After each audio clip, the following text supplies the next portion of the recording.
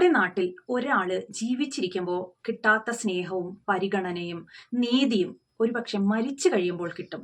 അങ്ങനെ ഒരാളുടെ കാര്യമാണ് ഞാൻ ഇന്നത്തെ വീഡിയോയിൽ പറയാൻ പോകുന്നത്. പേര് രഞ്ജീഷ്.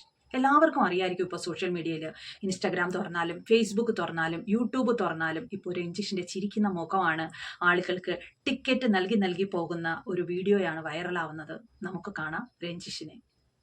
എപ്പോൾ കണ്ടാലും ചിരിച്ചുകൊണ്ട് ഓടിയെത്തുന്ന ഒരു സുഹൃത്ത് മരണപ്പെട്ടു പോയപ്പോൾ അതിന്റെ പുറകിലുള്ള സത്യം ഈ ലോകം അറിയണം എന്നുള്ളതിന് മാത്രമാണ് ഈ ഒരു വീഡിയോ. താൻ സ്നേഹിച്ച തന്റെ ഭാര്യയെ തന്നെ ഇട്ട് പോയപ്പോൾ തന്റെ കുഞ്ഞിന് വേണ്ടി മാത്രം ജീവിച്ചിരുന്ന ഒരച്ഛൻ അവസാനം കുഞ്ഞും തന്റെ കയ്യിൽ നിന്ന് നഷ്ടപ്പെട്ടു പോയപ്പോൾ ഈ ലോകത്തോട് തന്നെ വിട പറഞ്ഞ് അദ്ദേഹം കടന്നുപോയി. സ്നേഹിച്ചപ്പെട്ട് മറ്റൊരാളെ സ്നേഹിക്കുന്നു എന്നറിയുമ്പോൾ അതിലുണ്ടാകുന്ന ആ വേദന, അതിലുണ്ടാകുന്ന ആ സങ്കടം പറഞ്ഞറിയിക്കാൻ പറ്റാത്ത ഒരു അനുഭവമാണ്. എന്നാൽ സുഖം തേടിപ്പോയ പെണ്ണെ, നീ ഒന്ന് ഓർത്തോളൂ. ജന്മം തന്ന അച്ഛന് പകരം എത്ര അച്ഛനെ കൊണ്ടുപോയി നീ കുഞ്ഞിന്റെ മുമ്പിൽ നിർത്തിയാലും ജന്മം തന്ന അച്ഛന്റെ സ്നേഹം മറ്റൊരച്ഛന്റെ കയ്യിൽ നിന്ന് കിട്ടുകയില്ല.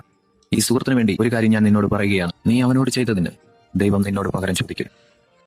രഞ്ജീഷിന്റെ വൈഫായിരുന്ന ആ സ്ത്രീയെ പിടിച്ചും ചോദ്യം ചെയ്താൽ കൃത്യമായിട്ട് ഖത്തറിലുള്ള ആ രഞ്ജീഷിന്റെ വൈഫിന്റെ സുഹൃത്താരാണ്, എന്താണ് രഞ്ജീഷിന് അയച്ച മെസ്സേജ് എന്ന് കൃത്യമായിട്ട് അറിയാൻ സാധിക്കും. ഈ ഒരു കേസ് ഡീറ്റെയിൽ ആയിട്ട് പഠിക്കുമ്പോൾ ഇതൊരിക്കലും ഒരു ആത്മഹത്യയല്ലാട്ടോ, ഇതൊരു കൊലപാതകമായിട്ട് തന്നെ കേസ് രജിസ്റ്റർ ചെയ്യാൻ പറ്റുന്ന ഒരു കാര്യമാണ്.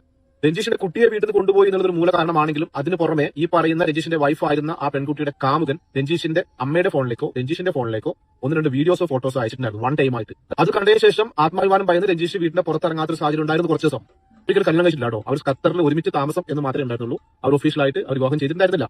ഇതൊക്കെ സാക്ഷ്യപ്പെടുത്തുന്നത് ഈ വിഷയവുമായി ബന്ധപ്പെട്ടുകൊണ്ട് രഞ്ജീഷിനെ സഹായിച്ചുകൊണ്ടിരുന്ന അദ്ദേഹത്തിന്റെ സുഹൃത്തുക്കളാണ്. ദയവ് ചെയ്ത് മുഖ്യധാര മാധ്യമങ്ങളും സോഷ്യൽ മീഡിയയും ഈ വിഷയം ഏറ്റെടുക്കണം. ഇതിനകത്തുള്ള സത്യം എന്താണെന്ന് തെളിയണം.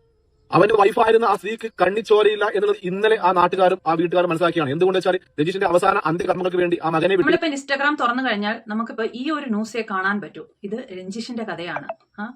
എന്തിനാണോ എന്തോ ആ പയ്യൻ ഇങ്ങനെ ചെയ്തത്. എന്തൊരു ഐശ്വര്യമാണ് ആ രഞ്ജീഷിനെ കാണാനായിട്ട്. ആ പയ്യന് ഇതിനെക്കാട്ടിയും ഇവളെക്കാട്ടിയും നല്ല ഒരു പെൺകുട്ടിയെ കിട്ടില്ലായിരുന്നോ? പക്ഷെ മനുഷ്യന്റെ മനസ്സല്ലേ എപ്പോഴാണ് എങ്ങനെയാണ് മാറുന്നതെന്ന് ആർക്കും പറയാൻ പറ്റില്ല. ഒരു പക്ഷേ രഞ്ജീഷ് ഇത്രയും വർഷം 8 വർഷം വരെ നോക്കി വളർത്തി കണ്ണിലെ കൃഷ്ണമണിയെ പോലെ വളർത്തിക്കൊണ്ടുവന്ന ആ മകനെ നഷ്ടപ്പെട്ടപ്പോ ഒരു നിമിഷം ആ മനുഷ്യന്റെ മനസ്സ് കൈവിട്ട് പോയിട്ടുണ്ടാവും. അതായിരിക്കും ഇങ്ങനെ ചെയ്തത്. പക്ഷെ വേണ്ടായിരുന്നു.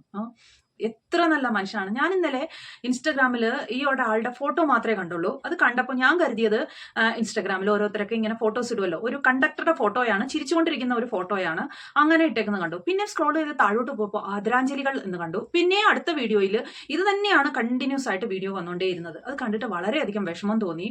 പക്ഷെ അന്നേരം ഒന്നും എന്താണ് കാര്യം എന്ന് അറിഞ്ഞില്ല. ഇങ്ങനെ ഒരു കണ്ടക്ടർ ആത്മഹത്യ ചെയ്തു എന്ന് മാത്രമേ അറിഞ്ഞുള്ളൂ. പിന്നീട് രാത്രിയിലൊക്കെയാണ് ന്യൂസുകൾ വന്നു തുടങ്ങുന്നത്, ഇങ്ങനെ ഒരു ഭാര്യ ചതിച്ചതിന്റെ പേരിലാണ് ഇയാള് ആത്മഹത്യ ചെയ്തതെന്ന്. പക്ഷെ വേണ്ടായിരുന്നു എന്നേ ഇപ്പോഴും പറയാൻ പറ്റും. പക്ഷെ മനുഷ്യന്റെ അവസ്ഥ, മനുഷ്യന്റെ മനസ്സ് എന്ത് ചെയ്യാൻ പറ്റും? ഇനി നമുക്ക് ചെറുതായിട്ട് രഞ്ജീഷിന്റെ കഥയൊന്ന് പറയാം. എല്ലാവർക്കും അറിയാവുന്നതായിരിക്കും. സോഷ്യൽ മീഡിയയിലെല്ലാം ഇപ്പോൾ ഒരുപാട് വീഡിയോസുകളും ഒരുപാട് വീഡിയോകളും അല്ലാത്തുള്ള വീഡിയോകളും ഒക്കെ രഞ്ജീഷിന്റെ പറ്റി വരുന്നുണ്ട്. എന്നാലും അറിയാത്ത ഒരാളെങ്കിലും ഉണ്ടെങ്കിൽ ഞാൻ അറിഞ്ഞ കാര്യങ്ങൾ പറയാം. രഞ്ജീഷ് വിവാഹം കഴിച്ചത് പ്രണയിച്ചാണ്. പ്രണയിച്ച് വിവാഹം കഴിച്ച് ഒരു കുഞ്ഞുണ്ടായി, അതും ഒരു ആൺകുഞ്ഞ്. 2 വയസ്സായപ്പോൾ അവർക്ക് സാമ്പത്തികപരമായിട്ട് കുറച്ച് ബുദ്ധിമുട്ടായതുകൊണ്ട് ഭാര്യ അന്യനാട്ടിലേക്ക് ജോലിക്ക് പോകുന്നു. ഭാര്യ അവിടെ ജോലിക്ക് പോകുന്നു, ഭർത്താവ് ഇവിടെ കണ്ടക്ടറായി ജോലി ചെയ്യുന്നു. അവിടെ ഭാര്യ ജോലി ചെയ്തുകൊണ്ടിരുന്നപ്പോൾ ഭാര്യയ്ക്ക് ഒരാളെ ഇഷ്ടപ്പെടുന്നു. അവളുടെ സ്വഭാവം വളരെ നല്ല സ്വഭാവമാണ്. അതുകൊണ്ടാണ് ഭർത്താവും ഒരു കുഞ്ഞ് നാട്ടിലുണ്ടായിരുന്നിട്ട് കൂടി തന്നെ അന്യൊരുത്തനെ അവൾ ജോലി സ്ഥലത്ത് വെച്ച് കണ്ടപ്പോൾ അയാളെ ഇഷ്ടപ്പെട്ട് അവരവിടെ ലിവിങ് ടുഗദർ, ഈ ടുഗദർ ആ ടുഗദർ ചെയ്യുന്നു. കല്യാണം കഴിച്ചിട്ടില്ല, ലിവിങ് ടുഗദർ ആണെന്നാണ് പറയുന്നത്. അപ്പൊ ലിവിങ് ടുഗദറിൽ 6 വർഷക്കാലം നീണ്ടുപോയി. ഇത് അറിഞ്ഞ ഭർത്താവ് ഇവിടെ വഴക്കുണ്ടാക്കുന്നു, പ്രശ്നങ്ങളാവുന്നു, കേസാവുന്നു, വഴക്കാവുന്നു. അപ്പോൾ എന്ത് ചെയ്തു? ഭാര്യ കേസ് കൊടുത്ത് മോനെ കൈക്കലാക്കി. ഭാര്യയും കാമുകനും കൂടെ നാട്ടിൽ വന്ന് ഈ ഇദ്ദേഹത്തിനെതിരെ കേസ് കൊടുത്തിട്ട്, കേസ് നമ്മുടെ നിയമവശമല്ലേ, പെണ്ണുങ്ങൾ എന്ത് കാണിച്ചാലും പെണ്ണുങ്ങളുടെ കൂടെയല്ലേ നിയമം നീക്കത്തുള്ളൂ. പക്ഷേ ശരിയായ നിയമം ആണോ? ആണുങ്ങൾക്കും നീതി കിട്ടണ്ടേ? എന്ത് കാര്യം ഉണ്ടായാലും ഘോരം എല്ലാവരും പ്രസംഗിക്കും. സ്ത്രീകൾക്ക് നീതി വേണം, സ്ത്രീക്ക് നീതി കിട്ടണം, അവൾക്ക് നീതി കിട്ടണം, അവൾക്ക് നീതി കിട്ടണം. പക്ഷെ ആണുങ്ങൾക്ക് നീതി വേണ്ടേ?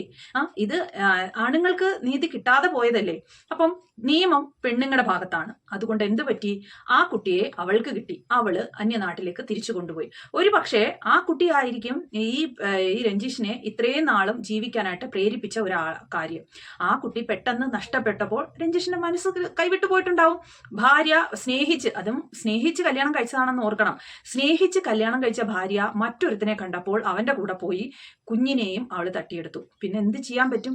ആത്മഹത്യ തന്നെ എന്ന് കരുതി ആത്മഹത്യ ചെയ്തു. എന്തൊരു കഷ്ടമാണല്ലേ. ഈ അവളുടെ ഫോട്ടോയും ഞാൻ ഇവിടെ തന്നെ കൊടുക്കാം. അവളെ എല്ലാവരും കാണണം. അവളെ ഇനി ഇവിടെ ആയാലും അന്യനാട്ടിലായാലും അങ്ങ് ജീവിക്കാൻ അനുവദിക്കരുത്. അവൾ അന്യനാട്ടിൽ പോയി ജോലി ചെയ്തത്. അതാണ് എനിക്ക് പറയാനുള്ളത്. ഇപ്പോ രഞ്ജീഷിന് വേണ്ടിയിട്ട് വാദിക്കാനായിട്ട് ഒരു അഡ്വക്കേറ്റ് മുന്നിലേക്ക് വന്നിട്ടുണ്ട്. ആ അഡ്വക്കേറ്റ് പറയുന്ന കുറച്ച് കാര്യങ്ങൾ നമുക്ക് കേൾക്കാം. നമസ്കാരം, അഡ്വക്കേറ്റ് റിനേഷ് അടുത്താടനാണ്. ഞാൻ ഇപ്പോൾ ഇടുക്കി കുമളിയിലേക്കുള്ള യാത്രയിലാണ്. ഇന്നലെ എൻ്റെ ഇൻസ്റ്റാഗ്രാം പോസ്റ്റിൽ ഞാൻ രഞ്ജീഷിനായി വരും, അവനായി സംസാരിക്കും, അവൻ്റെ നീതിക്കായി ഞാൻ അവരുടെ കുടുംബാംഗങ്ങളായിട്ട് സംസാരിച്ച് നിയമയുദ്ധം ആരംഭിക്കാനായിട്ട് ഞാൻ വരുമെന്ന് ഇൻസ്റ്റാഗ്രാമിൽ ഒരു പോസ്റ്റ് ഇട്ടായിരുന്നു. അതിൻ്റെ ഭാഗമായിട്ട് ഇപ്പോൾ ഞാൻ ഇടുക്കി അവൻ്റെ വീട്ടിലേക്ക് കുമളിയിലേക്കുള്ള യാത്രാമധ്യയിലാണ്. നമുക്കറിയാം, ഈ ഇൻസ്റ്റാഗ്രാം പോസ്റ്റ് ഇട്ടപ്പോൾ ഏകദേശം 5 ലക്ഷത്തിലധികം ആളുകളാണ് ഇത് വ്യൂ ചെയ്തതും. അതിനിടയിൽ വന്ന കമൻറ്റുകൾ വായിച്ച് എനിക്ക് വളരെയധികം സന്തോഷമായി. എല്ലാവരും ആ രഞ്ജീഷിൻ്റെ ജസ്റ്റിസിനായി, രഞ്ജീഷിൻ്റെ നീതിക്കായി പൊരുതണമെന്നും അവരുടെ എല്ലാം സപ്പോർട്ട് രഞ്ജീഷിന് വേണ്ടി ഉണ്ടെന്നും ഈ കമൻറ്റിലൂടെ ഒരുപാട് ആളുകൾ സപ്പോർട്ട് അറിയിച്ചിട്ടുണ്ട്. അപ്പോൾ അതുകൊണ്ട് ആ സപ്പോർട്ട് അറിയിച്ച എല്ലാവർക്കും എൻ്റെ നന്ദി. നമ്മൾ ഒരുമിച്ച് നിന്നാൽ മാത്രമേ ഇങ്ങനെയുള്ള കാര്യങ്ങളിൽ നമുക്ക് നീതി ലഭിക്കുകയുള്ളൂ.